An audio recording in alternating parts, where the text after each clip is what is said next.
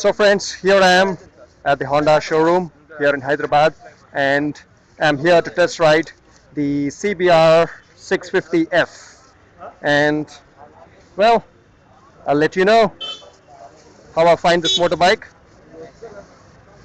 The first impression looks pretty good. The clip-on bars are much lower than what I expected it to be, which is a good thing. And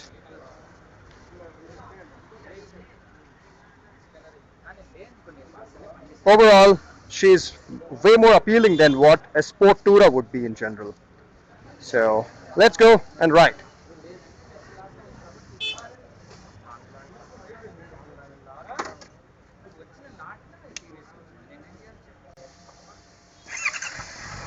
And a typical Honda, absolutely smooth.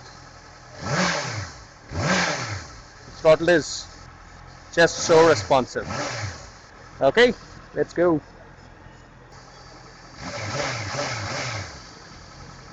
The motorbike is properly warmed up, and here we go. I hope I get some decent roads. And also carrying a pillion with me, so as this is a sport tourer, I would be able to give you a good idea about how it would be to ride with a pillion in the city traffic.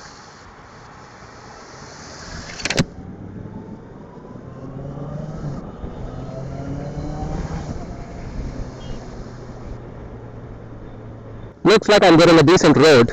That would be nice.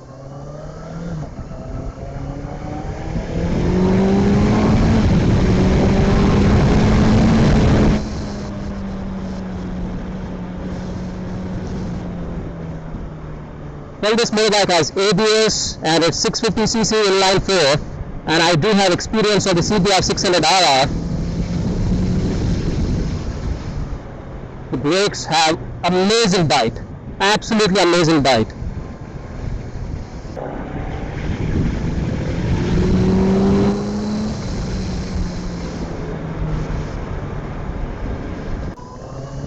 Let's do an acceleration test.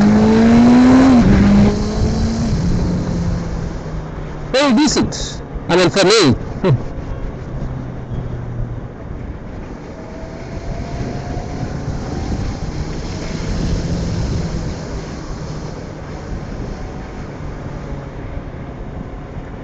And it's very comfortable, trust me.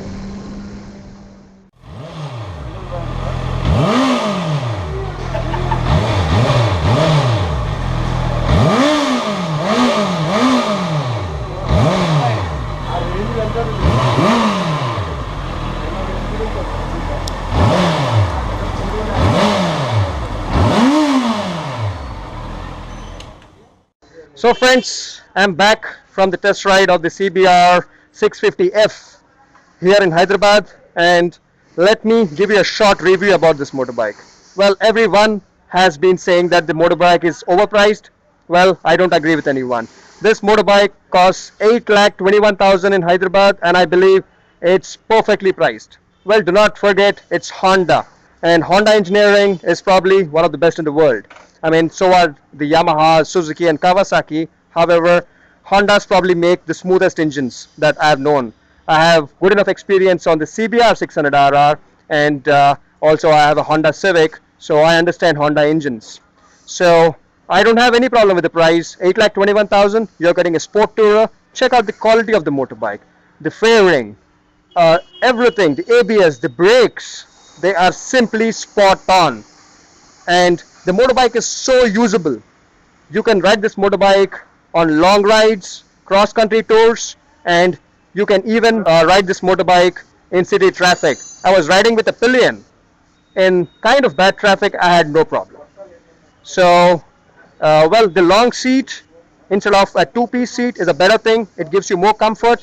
The suspension is on the softer side, which is very good for our not so good roads. And as I said, the brakes are out of the world. Superb brakes.